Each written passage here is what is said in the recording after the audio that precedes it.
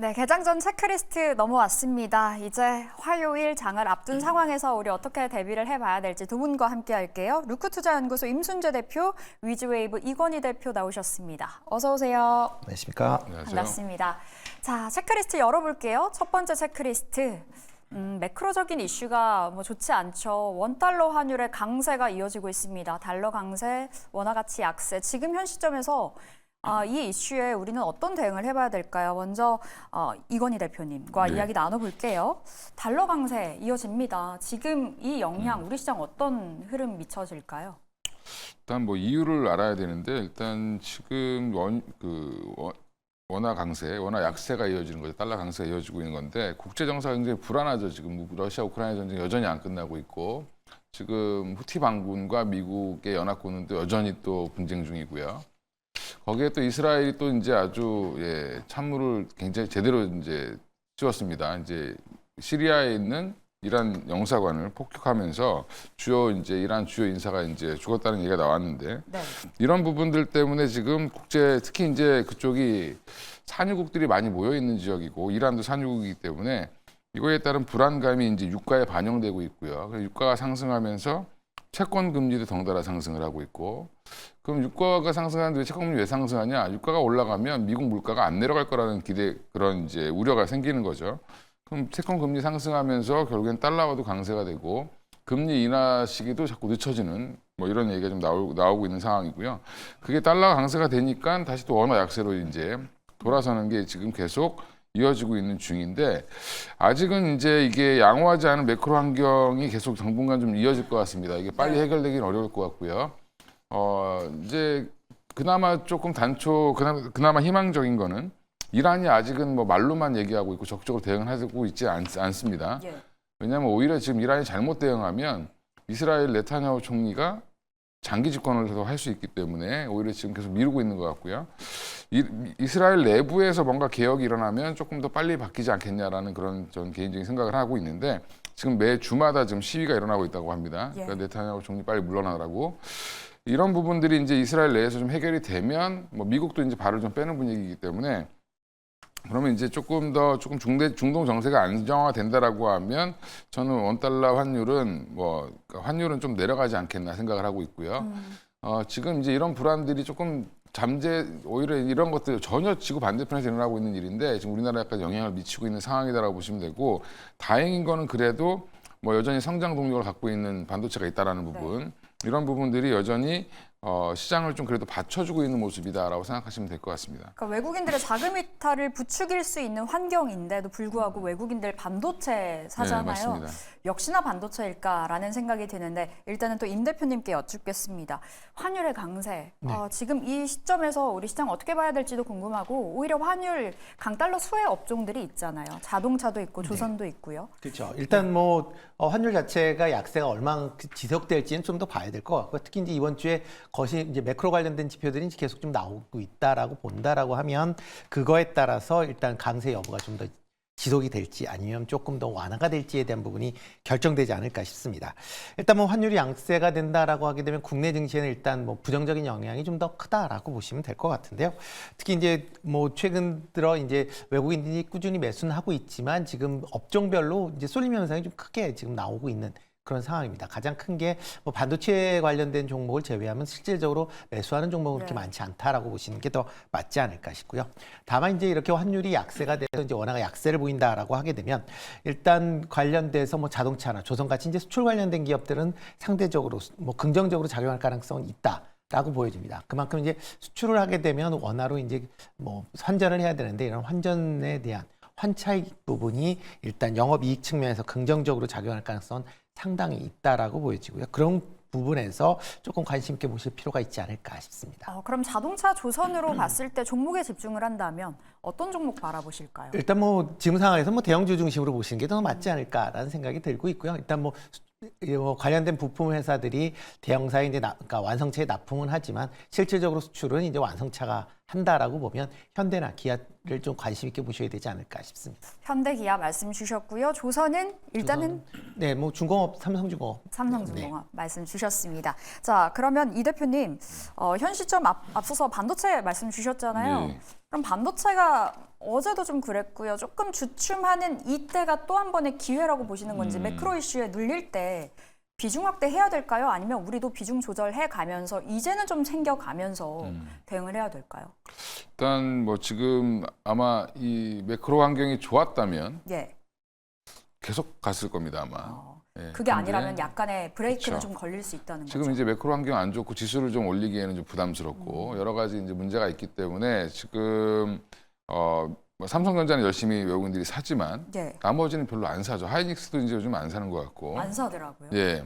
그러니까 삼성전자가 이제 외인 지분율이 한 58% 정도까지 올라올 수 있는데 지금 한 55% 정도까지 올라와 있거든요. 그러면 이제 좀 많이 채우고 있는데 앞으로 한 2, 3% 정도 더 채울 수 있다라고 보고 있는데 관련해서 이제 다른 종목들이 이제 지금 뭐 같이 급등락을 하지만 사실은 지금 좀 정체돼 있죠.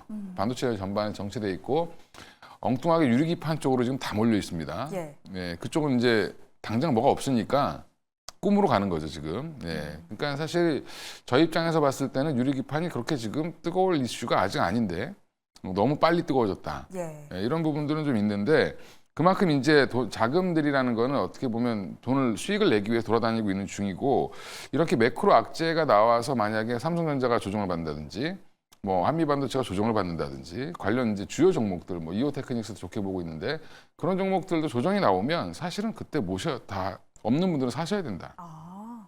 지금 반도체가 뭐 포트에 없으신 분들은 주식 투자를 잘못하고 계시는 겁니다. 그리고 진짜 재미없을 거거든요. 아, 그렇죠. 지금 뭐 물론 자동차도 반등이 나오고 다른 섹터들 뭐 조선주도 올라올 수 있는데 그쪽은 이제 꾸준히 갈 수 있는 섹터라고 보면 지금 이쪽은 완전 성장 섹터로 바뀌었기 때문에 네. 반도체에 대한 뷰를 예전과 같이 똑같은 관점으로 보시면 사실은 투자가 1년, 2년 지나고 나면 계좌가 폭망했을 수도 있습니다.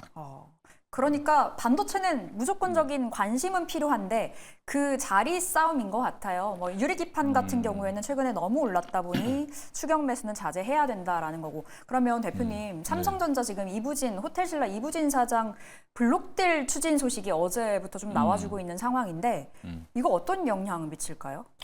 별 영향 없을 것 같고요. 일단은 지금 그 뭐 4천억 정도 되는데 예. 그게 뭐 부럽다 이렇게 얘기할 정도로 0. 몇 프로 파는데도 4천억이죠. 0.9%나. 예. 근데 이제 이게 상속세를 내야 되기 때문에 본인들은 이게 고점, 그러니까 회사의 아무리 그 관계자라고 해도 삼성전자의 고점은 알 수는 없습니다. 그러니까 이런 부분들은 이제 돈이 필요한데 적당한 시기에 이제 뭐 지금 블록딜도 받아주는 상대가 있어야지 파는 건데 이 가격에도 사겠다라고 하는 사람들이 있으니까 그러면 이게 넘기는 거죠. 그럼 결국에는. 예. 그럼 이게 520만 주 블록딜 관련돼서 제가 볼 땐 충격은 뭐 나온다고 하더라도 1% 미만일 거고요 아마. 그러면 이걸 보고 개인들이 삼성전자 이제 다 됐구나 막 팔아야 되겠다 이렇게 덤비시는 분들은 제가 볼 때 없을 것 같고 오히려 이런 이슈들 뭐 수급적인 이슈 때문에 빠진다든지 하면 사실은 삼성전자 지금 뭐 길게 보시는 분들은 담아 놓으셔야 된다라고 예. 보고 있습니다. 오히려 비중 확대의 기회다 말씀 주셨고요. 우리 임 대표님 같은 경우에도 삼성전자 원체 좋게 보고 계셨던 기억이 나거든요. 네. 현 시점 같은 시각으로 바라보실까요? 일단 뭐 반도체 관련된 업황에 대한 부분은 뭐 올해 계속 좋아질 것이다라고 보여지고요. 다만 이제 조금 우려한 거는 삼성전자가 이제 최근에 단기적으로 좀 올랐다라는 부분입니다. 특히 삼성전자가 가장 영업이익이 좋았을 때가 2021년도인데 그때 이제 51조 6천억을 기록을 했습니다. 그때 주가가 이제 85,000원 선이었다. 라고 보면 지금 이제 올해 이제 34조에서 35조 많이 된다라고 하게 되면 뭐 40조 정도 될 건데 그 정도 되면 아직까지는 그때 2021년도의 영업이익이 아직 못 미치는 그런 수준이다라고 보여집니다. 그러면 과연 물론 이제 향후의 성장성이라는 부분은 분명히 긍정적으로 볼 수는 있겠지만 그때에 비해서 영업이익은 못 미치는데 주가는 더 높다. 라고 보면 일단 그 부분은 조금 주의는 하실 필요가 있지 않을까. 그렇기 때문에 뭐 이게 그 삼성전자가 올라간다고 계속 쫓아가서 매수하신다라기보다는 조정 시에 매수하시는 관점으로 접근하시는 게 좀 더 낫지 않을까라는 생각을 해보고 있습니다. 네, 역시나 눌렸을 때는 매수해보자라는 관점에서 말씀 전해주셨습니다. 자, 저희 두 번째 체크리스트 넘어가 볼게요. 자, 두 번째는요. 우리 2차 전지 대체 어떻게 봐야 될 것인가 좀 이야기를 나눠볼게요. 일단 간밤에 테슬라가 5% 가까이 올라줬기 때문에 오늘장에서 2차 전지 다시금 반등해 줄까 싶기도 하고요. 일단 어제 좀 낙폭이 깊었습니다. 그래도 장 후반으로 가면서 낙폭을 좀 만회해 나가는 모습이었고요. 일부 종목들 쪽으로는 외국인들의 매수세가 들어오고 있기 때문에 이거 진짜 바닥일까라는 질문 드려볼 수 있을 것 같은데, 자, 먼저 이 대표님, 네. 2차 전지 어떻게 해야 될까요?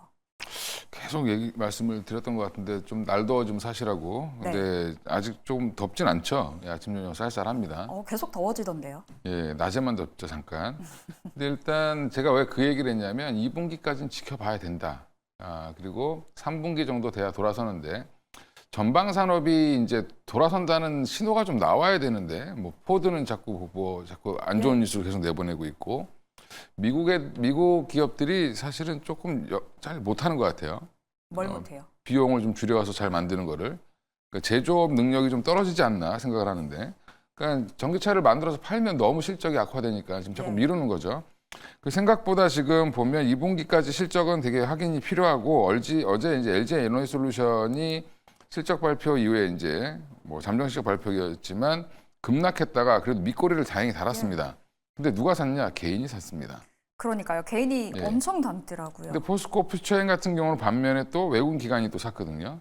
그러니까 그리고 이제 LNF 에코프로 쪽으로 외국인들이 들어와서 예. 저는 이게 궁금해요. 원체 고점 대비 많이 떨어져 있다 보니 그렇죠. 외국인들이 담는 이유가 있지 않을까요? 외국인들은 이제 나눠서 사는 거죠, 이제. 이제 뭐 개인들은 지금 사시면 이거를 뭐 10번, 20번 나눠서 사시는 게 아니잖아요. 그죠? 그러니까 지금 단가를 바닥은 외국인도 모르고 그다음에 기관도 모릅니다.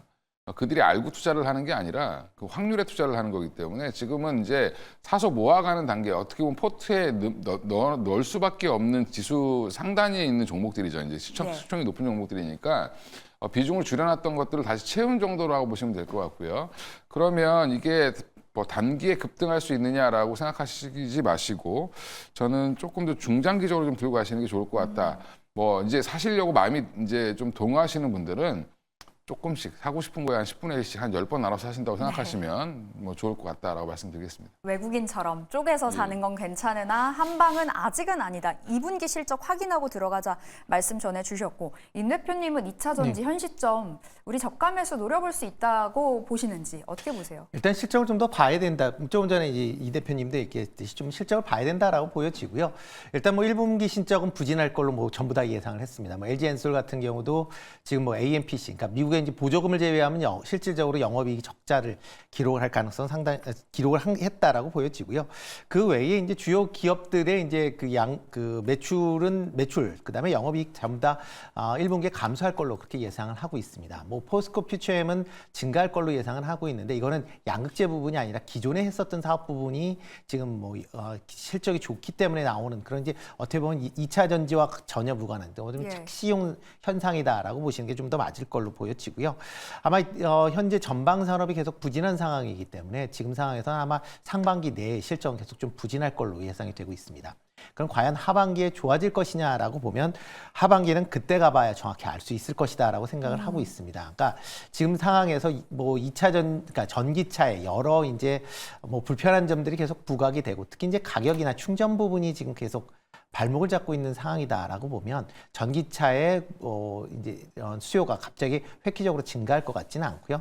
게다가 지금 뭐 전기차 대신에 하이브리드 차량의 판매가 상당 부분 지금 이루어지고 있는 상황이기 때문에 아마 올해는 하이브리드 쪽으로 좀 더 관심을 가지시는 게 맞지 않을까라는 생각을 해보고 있습니다. 또 이와 더불어 보셔야 될 게 지금 이제 그 완성차 업체들이 지금 뭐 국내에서 이제 만들고 있는 3원계 외에 중국에서 만들고 있는 LFP 배터리의 주가의 그 채택을 계속 늘리고 있다라는 점도 일단 보셔야 될 걸로 보여집니다. 특히 현대차가 전일 이제 인도 시장 내에서 출시하는 배터리 같은 전기차 배터리는 인도산 LFP 배터리를 쓰겠다라고 네. 이제 발표를 했습니다. 그러니까 그만큼 과거와는 다르게 지금 많은 투자자들이 예상했던 것처럼 NCM 같은 이제 3원계 배터리가 시장을 장악하는 게 아니라 LFP 배터리가 시장을 장악할 가능성이 상당히 높고요.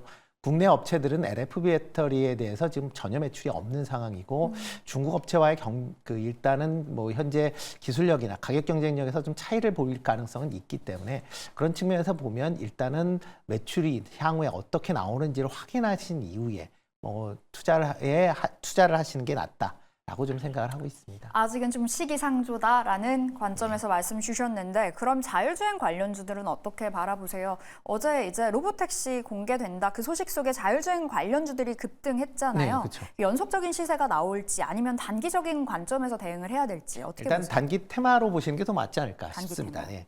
뭐 테슬라가 그 자율주행 로봇을 이제 로보택시를 이제 그러니까 공개죠. 이제 출시하는 것도 아닙니다. 공개하겠다라고 이제 밝혔는데요.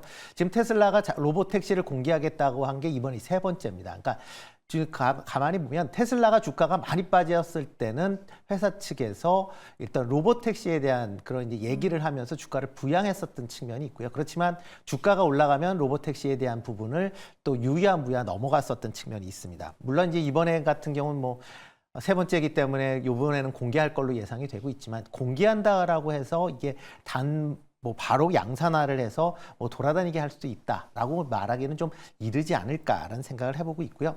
특히 미국 내에서 로보택시 하는 회사들이 몇 군데가 있습니다. 특히 대표적으로 이제 GM 같은 경우 크루즈라는 걸 통해서 샌프란시스코에서 이제 로보택시를 운영을 했다가 지금 이제 인명사고 이후에 지금 운행이 중지가 돼 있는 그런 상황이고요.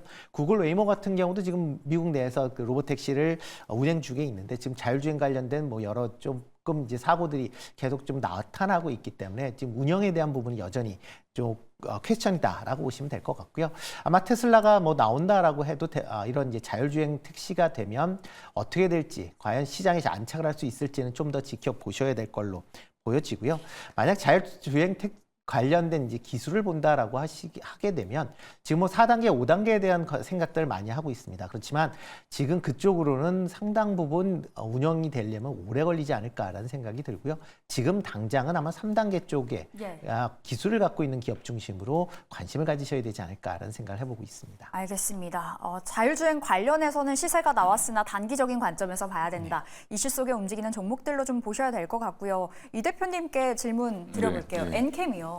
예. 이거 엔캠 따로 떼어놓고 좀 봐야 되나요? 2월까지 정말 무섭게 올랐다가 3월 들어서 소강 상태에 들어갔다가 4월 1일자부터 그러니까 지난주부터 무섭게 치고 가서 네. 지금 40만 원 코앞이고요.